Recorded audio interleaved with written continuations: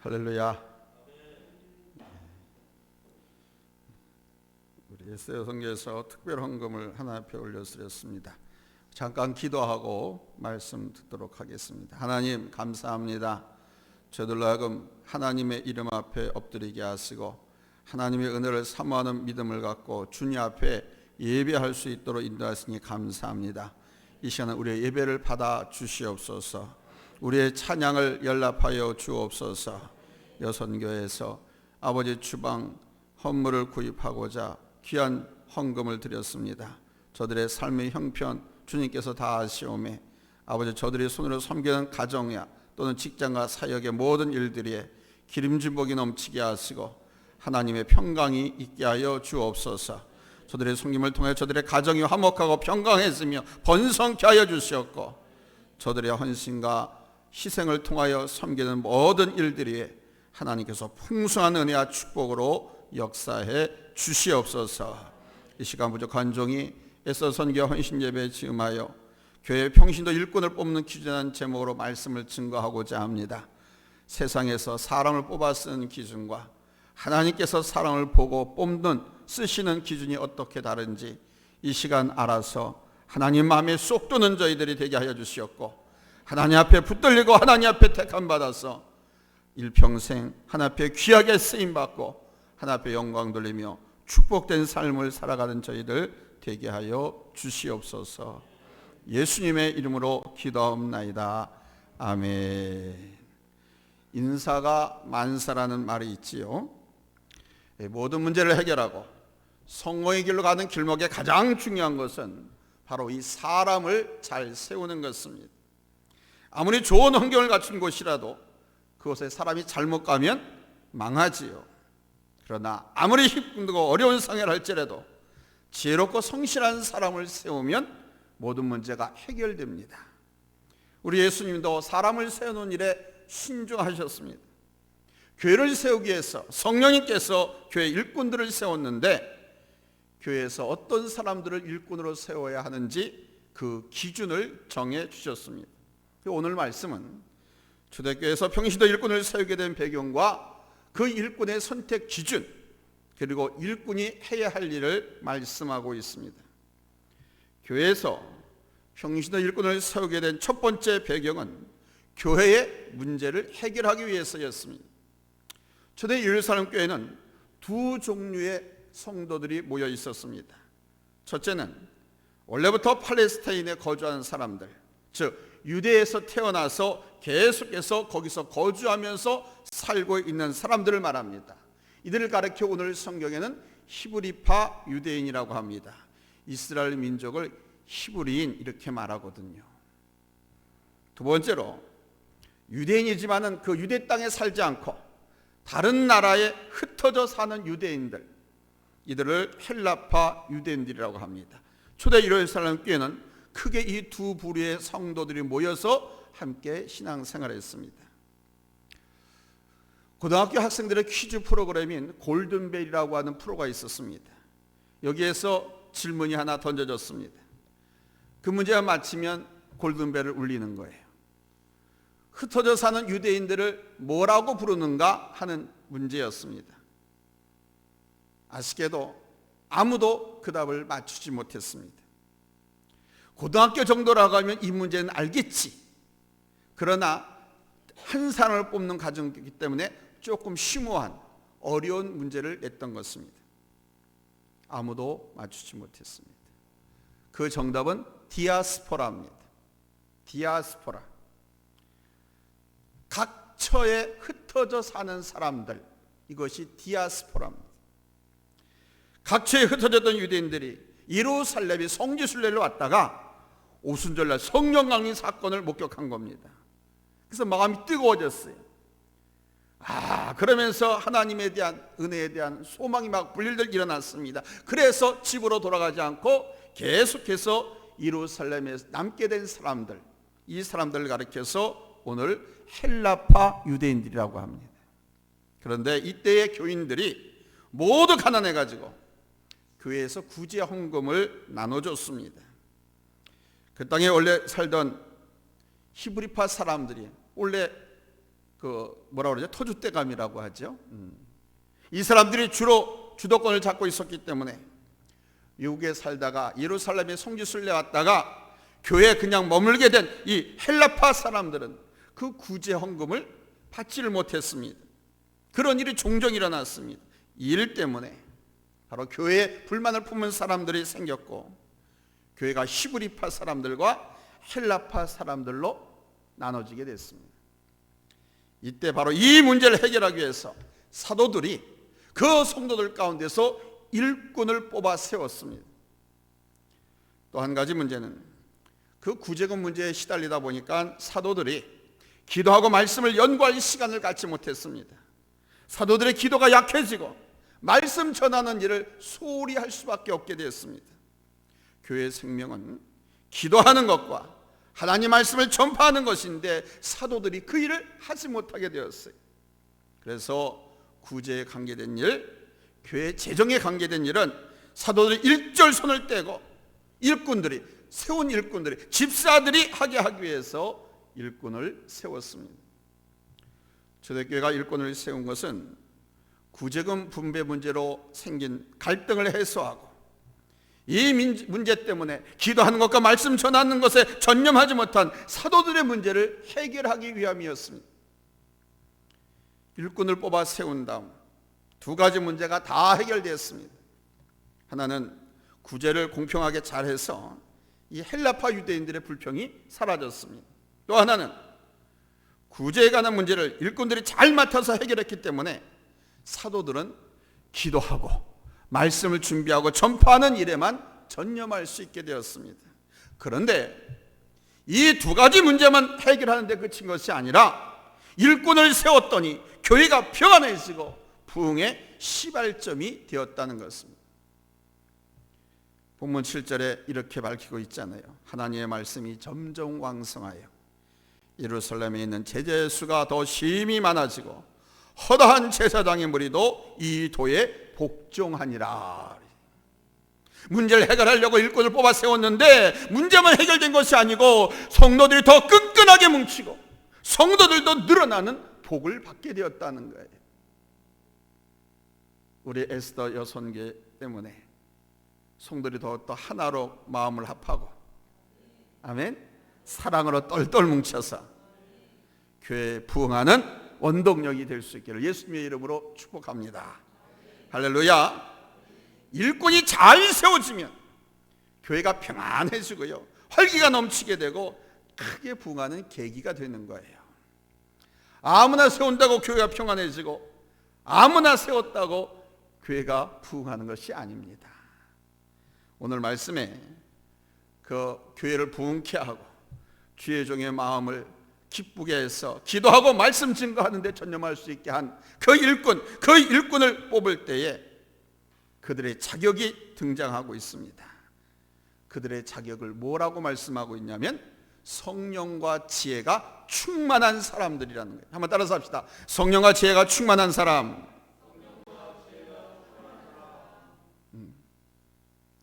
교회 일꾼은 돈 많은 사람을 뽑는 것이 아닙니다. 교회 일꾼은 세상에서 잘 나가는 사람을 뽑는 것도 아닙니다. 공부를 많이 한 석학들, 학자들을 뽑는 것도 아닙니다. 교회 일꾼을 뽑는 기준은 성령과 지혜가 충만한 사람. 아멘. 돈이 많고 적고 학식이 높고 낮고는 상관이 없습니다. 성령과 지혜가 충만하면 교회 일꾼이 될 수 있습니다. 하나님께 쓰임받을 수 있습니다. 그러나 학식과 세상적인 부와 권세만 갖고는 일꾼이 될 수 없습니다. 무엇보다도 성령 충만한 것이 제일 중요한 거예요. 자, 성령과 지혜가 충만하자. 아멘. 자, 그럼 일꾼을 세울 때 성령 충만한 사람을 뽑으라고 했는데 어떻게 성령 충만한가 그렇지 않은가 이걸 우리가 분별할 수 있느냐 이거예요. 사도행전 2장에 보면 성령 충만한 사람이 어떤 사람인지 알아볼 수 있는 기준이 제시되고 있습니다. 하나님의 성령에 충만하게 임하게 된 성령의 역사, 또 성령 충만을 받은 사람들에게는 무슨 일이 벌어지는가를 말씀해 주고 있단 말입니다. 예수님께서 승천하신 후 주님의 제자들과 성도들이 한 곳에 모여서 기도했습니다. 뜨겁게 기도했습니다. 그때 하나님의 성령이 임했습니다. 주님의 일을 위해서 자주 모이고 기도할 때 성령이 임하시는 겁니다. 그리고 성령이 임하는 현상을 설명하는데 바람같이 불같이 임했다고 그랬습니다. 그러나 성령이 임하실 때 일어나는 현상은 아주 짧은 순간 끝이 납니다. 성령이 임하신 순간을 사도행전 2장 1절로 3절에 다음과 같이 설명하고 있습니다. 성령이 임하신 순간에 나타난 현상, 우리 한번 다 같이 찾았으면 아마하겠습니다. 큰 목소리로 읽습니다. 시작. 오순절 날이 이미 이름에 그들이 다 같이 한 곳에 모였더니 호련히 하늘로부터 급하고 강한 바람 같은 소리가 있어 그들이 앉은 온 집에 가득하며 마치 불의 혀처럼 갈라지는 것들이 그들에게 보여 각 사람 위에 하나씩 임하여 있더니 아멘. 바람 같은 소리, 막 이런 바람 같은 소리가 들리고 불의 혀 같은 모습이 보였는데 이 모습이 계속해서 보였느냐? 그렇지 않습니다. 이 현상은 성령님이 이 세상에 본격적인 활동을 하시기 위한 최초로 임하시는 모습입니다. 성탄절날 우리 예수님께서 육신을 입고 이 땅에 오셨지만 우리 예수님은 사실 창세전부터 계셨습니다. 그래서 성부 하나님과 이 성자 예수님, 성령 하나님, 삼위일체 하나님이 우주 만물을 창조하시고 다스리는 일을 그때부터 하셨어요. 오직 이때부터 구속 사업을 시작하기 위해서 예수님이 성탄절날 오신 것입니다. 성령님도 마찬가지입니다. 오순절 성령 강림 사건 이전에는 아주 간헐적으로 이따끔씩 어쩌다 한번 뭐 이렇게 임하셔서 활동하셨습니다. 그런데 이 신약시대 오순절 성령 강림 사건 이후에는 이 세상에 거주하시면서 일하시기 위해서 성령님께서 강림하십니다. 그러므로 바람소리 같은 소리가 나고 불의 혀 같은 모양이 갈라지는 것은 이례적 사건인 것입니다. 이 사건은 반복되지 않습니다. 잊지 마십시오. 이 사건이 계속 일어난다라고 말하는 사람은 다 이단입니다. 사이비한 자들입니다. 왜냐하면 성령이 세상에서 본격적인 활동을 하기 위해서 임재하는 모습이기 때문에 그렇습니다. 그러므로 바람 같은 소리가 들리고 불의 혀 같은 환상이 보이는 것을 성령 충만한 증거로 삼으면 실수합니다. 안 되는 거예요. 성령 충만을 받으면 바로 성령 충만 받은 그 사람이 사는 삶의 변화를 통해서 성령 충만함을 확인할 수 있습니다. 성령 충만 받으면요 생각하는 게 달라지고 말하는 게 달라지고 생활습관 패턴 모든 게 다 달라지거든요. 성령 충만을 받으면 그래서 반드시 삶에 영향을 미치게 되고 생활 속에서 성령 충만한 모습들, 성령의 9가지 열매 있지 않습니까? 이런 모습들이 나타난단 말입니다. 그래서 성령 충만 받은 사람들에 나타나는 삶의 변화를 사도행전 2장 40절 47절에 나오고 있어요. 우리 찾았으면 다 같이 아멘 하겠습니다. 성령 충만 받은 사람들의 변화 42절에서 47절까지 잘 보입니까? 한 면에다 다 기록을 해서 우리 합독하겠습니다. 시작. 그들이 사도의 가르침을 받아 서로 교제하고 떡을 떼며 오로지 기도하기를 힘쓰니라. 사람마다 두려워하는데 사도들로 말미암아 기사와 표적이 많이 나타나니 믿는 사람이 다 함께 있어 모든 물건을 서로 통용하고 또 재산과 소유를 팔아 각 사람의 필요를 따라 나눠주며 날마다 마음을 같이하여 성전에 모이기를 힘쓰고 집에서 떡을 떼며 기쁨과 순전한 마음으로 음식을 먹고 하나님을 찬미하며 또 온 백성에게 칭송을 받으니 주께서 구원받는 사람을 날마다 더하게 하시니라. 아멘. 이게 성령 충만 받으면 바뀐 성도의 모습, 생활이 이렇게 나타난다는 겁니다. 이 성령 충만 받은 사람들의 특징을 2가지로 요약하면 이렇습니다. 첫째, 성령 충만 받은 사람들은 교회에 나와서 기도하고 예배 드리기를 기뻐합니다. 오늘 성경에도 보니까 그들이 성령 충만을 받게 될 때 열심히 기도했다고 했습니다. 사도행전 2장 42절에 그들이 사도의 가르침을 받아 서로 교제하고 떡을 떼며 오로지 기도하기를 힘쓰니라. 그러니까 성령 충만 받은 사람들은요, 기도하고 싶어서 견디지 못합니다. 하나님의 영이 우리에게 임하시면 마치 연애하는 사람들이 핸드폰을 붙잡고 사는 것처럼 우리 하나님과 대화하기를 늘 그렇게 즐기고 기다립니다. 하나님께서 나를 부르시기도 전에 답답해, 보고 싶어, 듣고, 그래서 내가 먼저 하나님 앞에 전화를 해. 그게 기도예요. 이게 성령 충만 받은 사람들은 기도하는 거 너무너무 좋아요. 찬송가에 내 기도하는 그 시간 그때가 가장 즐겁다. 아멘. 이 찬송가 가사에 있는 거예요. 이 찬송을 실제 경험하게 됩니다. 성령 충만 받으면 하나님 앞에 엎드려서 기도하는 그 시간이 가장 행복하고 가장 기쁜 시간이 되는 거예요. 이 성령 충만 받은 사람들은요, 삶의 즐거움 그 기준이 달랐습니다. 기도하고 예배드리기를 기뻐한다니까요. 날마다 마음을 같이하여 성전에 모이기를 힘쓰고 집에서 떡을 떼며 그러죠. 오늘 초대교회 보니까 예루살렘 교회 성도들은 매일 교회에 나와서 예배를 드렸다고 합니다. 그래서 성령이 충만한 사람들은 아무리 예배를 자주 드려도 지겹지가 않습니다. 예배는 자신의 삶을 우리 하나님께 완전히 드리는 거잖아요. 성령 충만 받은 사람들은 자신의 삶의 주도권을 성령님께 드립니다. 뭘 하든지 우리 성령님께 묻고 성령의 인도 받기를 소망합니다. 능력을 받아서 병도 고치고 성경 말씀의 내용을 다 외우고 그 뜻을 다 안다고 해도 기도하기를 즐기지 않고 하나님께 예배드리기를 싫어하는 사람은 성령 충만 받은 사람이 아닙니다. 그러므로 성령 충만한 사람은 열심히 기도하고 아멘? 예배에 부지런히 참석하는 사람이에요. 그래서 교회에서 일꾼을 뽑을 때 예배에 참석하는가 안 하는가 이 여부를 제일 먼저 보게 되는 겁니다. 성령 충만한 사람들은 예배를 기뻐합니다. 그러므로 교회 일꾼을 뽑을 때 교회 예배에 충실한 여러분 참석자들 가운데서 뽑는 줄로 믿습니다. 아멘. 왜냐하면 예배 참석은 성령 충만의 객관적인 증거이기 때문에 그렇습니다.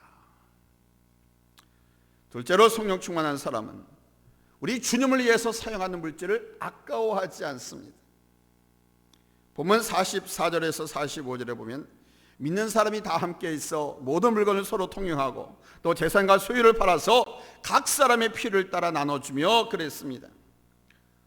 그러니까 초대 예루살렘 교회 성도들이 성령이 임하게 되니까 그들은 주님을 위해서 물질을 사용하는 것이 아깝지 않았습니다. 그러니까 성령 충만하면 나타나는 객관적인 현상은 뭐냐? 바로 주님께 드리는 것이 아깝지 않아요. 시간 드리는 것도 아깝지 않고 내 몸을 드리는 것도 아깝지 않고 이 내 몸을 드린다고 하는 것은 전도하고 예배드리고 기도하고 하는 이 일에 내가 몸으로서 헌신하고 희생하고 던지는 것을 말합니다. 이런 거 아까워하지 않습니다. 또 형제자매를 위해서 사용하는 거 아깝지 않습니다. 우리 김장로님이 그러시잖아요.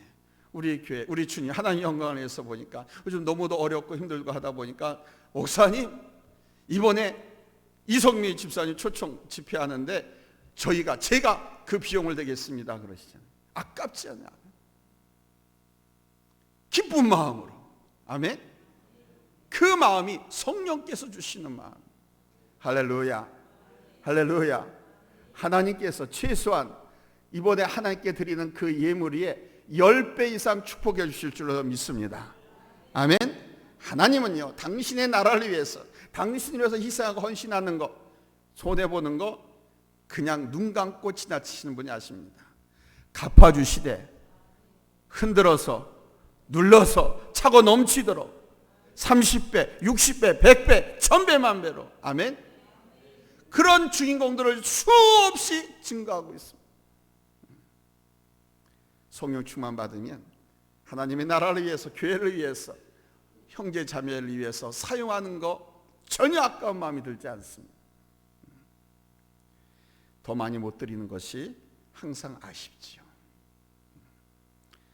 성령은 우리 하나님의 영이기 때문에 성령 충만하면 하나님을 사랑하게 되고, 성령 충만하면 그 하나님의 자녀인 여러분, 우리 형제 자매를 여러분 사랑하게 되는 줄로 믿습니다. 하나님을 사랑하고 형제와 이웃을 사랑하며 그들을 위해서 자신의 것을 주는 것을 전혀 아까워하지 않습니다. 그 아까워하지 않는 그 배짱엔 뭐가 있냐면 하나님께서 갚아주시고 채워주시고 하나님께서 기뻐하신다고 하는 이것을 알기 때문에, 믿기 때문에 더더욱 아까워하지 않습니다. 그거를 체험해 봤거든요. 아멘. 바르게 여러분들도 하나님의 영광을 위해서 주의 말씀대로 형제 자매를 위해서 사용함으로 인해서 여러분들 하나님께서 갚아주시고 채워주시고 보존해 주시고 축복해 주시는 그 은혜를 여러분들도 많이 경험할 수 있기를 예수님의 이름으로 축복합니다. 아멘. 심지 않고 거둘 수가 없고요, 뿌리지 않고 추수할 수가 없습니다. 사랑에 빠져보십시오. 사랑에 빠지면 사랑하는 그 사람에게 주는 거 아무것도 아깝지 않습니다. 요즘 TV에 보니까 자기 어머니 걸 훔쳐다가 그 애인한테 주는 그런 얼간이도 있더라고요. 얼마나 사랑하는지. 그러니까 사랑하는 사람에게 사랑에 빠지면 자기 어머니 거 훔쳐다가 준다니까. 반지고 목걸이고 귀걸이고 막. 또한 우리 부모님들은 자식을 위해 사용하는 것 역시 아무것도 아깝지 않지요. 내 자녀가 내 우상인가? 아니면 하나님이 주신 선물인가? 이거 구별하는 방법 아세요? 하나님 외에 다른 신을 섬기지 말라고 말씀하셨는데, 내 자녀가, 내 자식이 우상처럼, 하나님처럼, 하나님보다 더 소중히 여기고 그 자녀에게 여러분 우리가 집중할 적이 얼마나 많습니까? 그러면 자녀가 우상이 되는 거예요. 근데 그런 자녀 또한 하나님은 또 시기하고 질투하시는 분이라 당신보다 더 사랑하는 것을 그냥 내버려 두지 않아요. 그건 무서운 일이에요.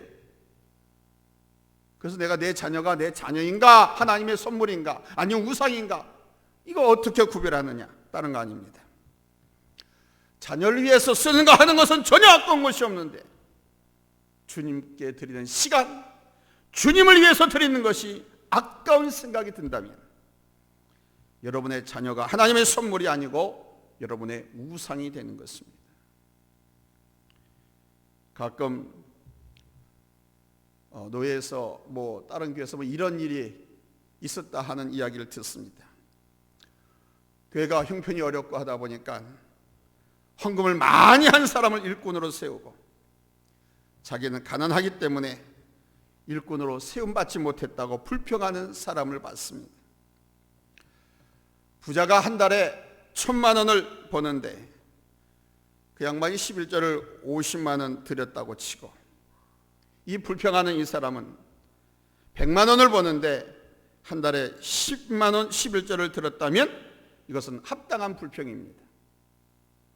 그런데 헌금은 부자들이나 하는 것이라고 생각하고 자기는 가난하기 때문에 헌금을 전혀 드리지 않았다고 하면 그런 불평은 합당하지 않은 것입니다.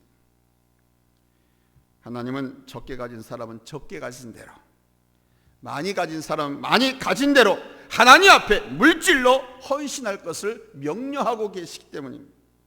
그러면서 하나님은 그 헌신 외면하지 아니하시고 갚아주시되 부어서 눌러서 흔들어서 차고 넘치도록 그 희생, 그 헌신, 그 손에 다 채워주시고 다 보존해 주시고 하나님께서 이렇게 축복해 주셨나라고 자랑할 수 있도록 하나님께서 높여주신다고 약속하고 있습니다.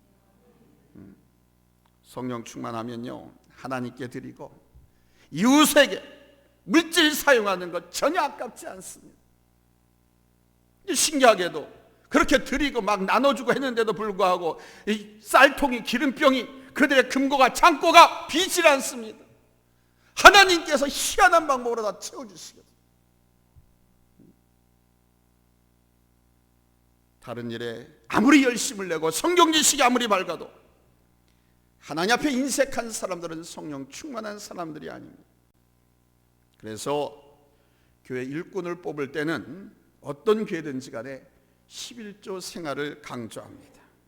왜냐하면 하나님께 드리는 헌금의 가장 기본이 11조이기 때문에 그렇습니다. 사랑하는 성도 여러분, 초대교회가 일꾼을 세우고 나서 교회의 모든 문제가 해결되고 사도들이 더욱 열심히 기도하고 복음을 전하게 되었습니다. 그렇게 한 결과 교회가 평안해지고 든든히 서가고 믿는 사람의 수가 날마다 더해갔다고 합니다. 성령 충만한 일꾼들을 뽑았기 때문이지요. 그러므로 우리들도 성령 충만하기 바랍니다. 여러분들도 성령 충만하시기 바랍니다. 우리 교회도 하나님 성령 충만한 일꾼들을 많이 보내주세요. 성령 충만한 일꾼들이 많이 배출되도록 하나님 역사해 주세요. 여러분, 내가 부족할수록 더 하나님 앞에 그렇게 기도를 많이 하셔야 돼요. 매일 교회 나와서 예배를 드리고 싶은 성도들과 하나님께 드리는 것을 아까워하지 않고 항상 더 드리지 못한 것을 아쉬워하는 성도들, 그런 성도들이 충만한 교회가 부흥하는 교회고 성장하는 교회고 이웃을 부욕해 하는 교회고, 아멘. 다른 사람을 부욕해 하니 내가 얼마나 부유한 사람입니까? 그런 사람으로 축복받고 쓰임받는 거예요. 오늘 이 헌신 예배를 드리는 에스더여 선교회뿐만 아니라 예배에 참석한 우리 성도님들 모두가 이런 성령 충만한 일꾼이 될 수 있기를 예수님의 이름으로 축원합니다. 축원합니다. 할렐루야. 큰 소리로 한번 아멘 해봅시다. 성령 충만합시다. 기도합니다.